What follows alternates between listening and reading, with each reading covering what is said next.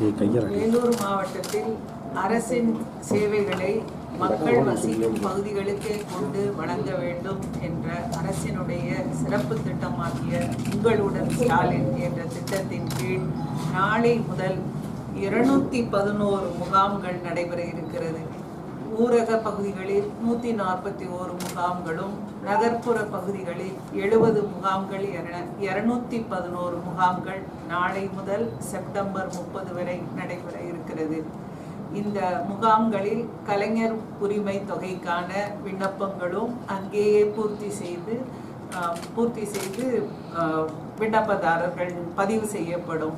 மேலும் இந்த முகாம்களில் நல்லபடியாக நடத்துவதற்கான அனைத்து வசதிகளும் மாவட்ட நிர்வாகத்தின் சார்பில் ஏற்பாடு செய்யப்பட்டுள்ளது.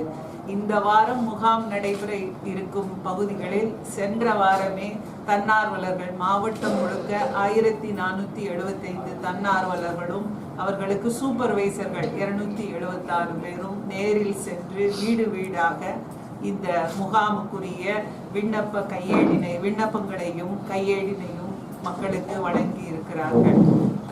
ஒவ்வொரு வாரமும் நடைபெற இருக்கிற முகாம்கள் குறித்த செய்தியை எந்த பகுதிகளில் எந்த இடத்தில் முகாம் நடைபெற இருக்கிறது என்ற செய்தியை நாங்கள் வழங்க இருக்கிறோம். அனைத்து பத்திரிகை துறை சார்ந்த நண்பர்களும் இந்த செய்தியை பத்திரிகையில வெளியிட்டு இந்த முகாம்கள் குறித்த தகவல்கள் மக்களுக்கு சென்றடைய நீங்களும் முழு ஒத்துழைப்பு நல்க வேண்டும் என்பதை இந்த நேரத்தில் கேட்டுக்கொள்கிறோம். முகாமினுடைய நேரம் காலை 10 மணி முதல் 3 மணி வரை.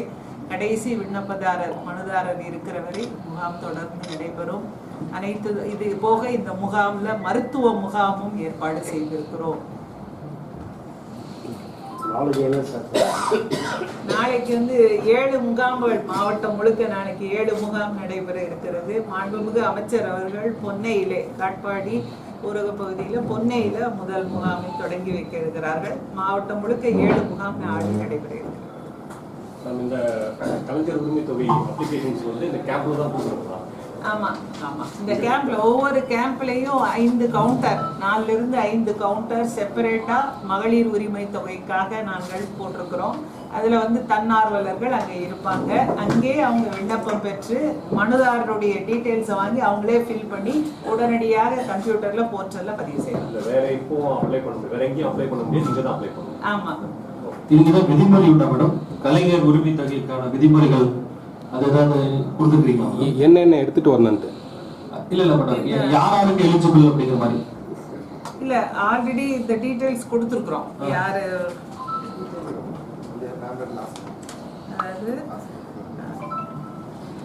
21 வயது நிரம்பிய மகளிராக இருக்க வேண்டும்.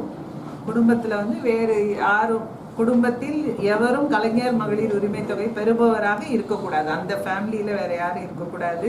2.5 லட்சம் வருமானத்து அவங்களுக்கு இருக்கணும். 5 ஏக்கருக்கு குறைவாக நஞ்சை நிலமோ 10 ஏக்கருக்கு குறைவாக புஞ்சை நிலம் வைத்துள்ள குடும்பங்கள். அப்புறம் 3600 யூனிட் குறைவாக மின்சாரம் பயன்படுத்தும் குடும்பங்கள் எலிஜிபிள். ஆல்ரெடி எவ்வளவு பேர் வாங்கிட்டு இருக்காங்க நம்ம மாவட்டத்துல ஒரு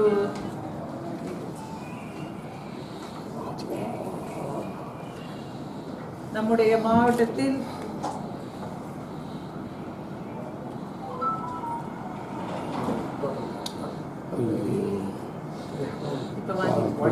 தற்போது வரை 1,94,975 மகளிர் உரிமை தொகை பெற்றுக் கொண்டிருக்கிறார். போன முறை எவ்வளவு விண்ணப்பங்கள் பெறப்படுது, அதுல எவ்வளவு ரிஜெக்ட் பண்ணீங்க, அவங்க மறுபடியும் மனு செய்யலாம்னு சொன்னாங்க, எவ்வளவு பேர் பண்ணாங்க?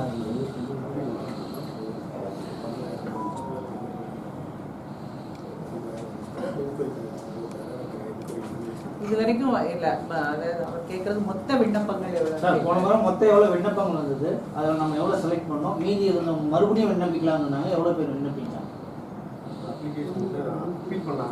13,000 அப்பீல் மனுக்கள் நம்ம கிட்ட பெறப்பட்டது.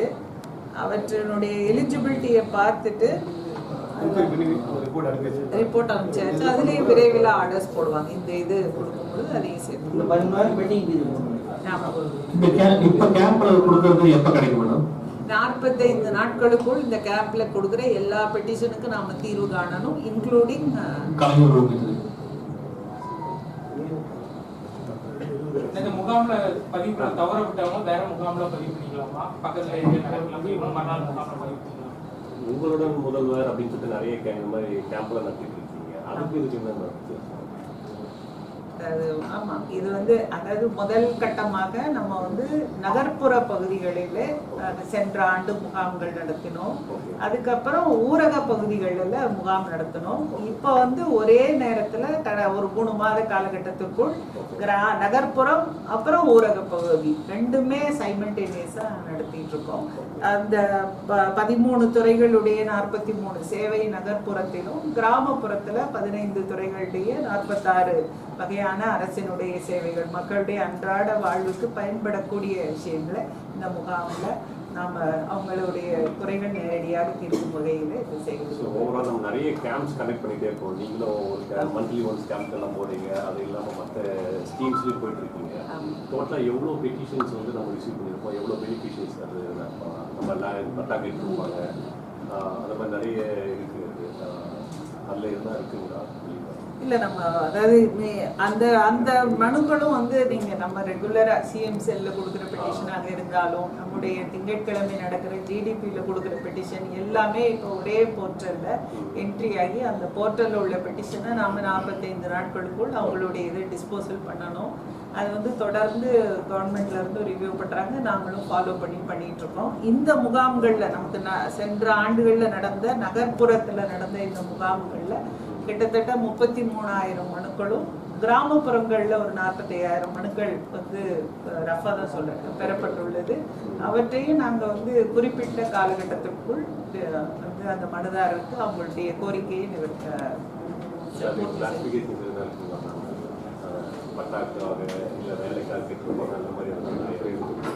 நான் கொடுக்குறேன் டீட்டெயில்ஸ்.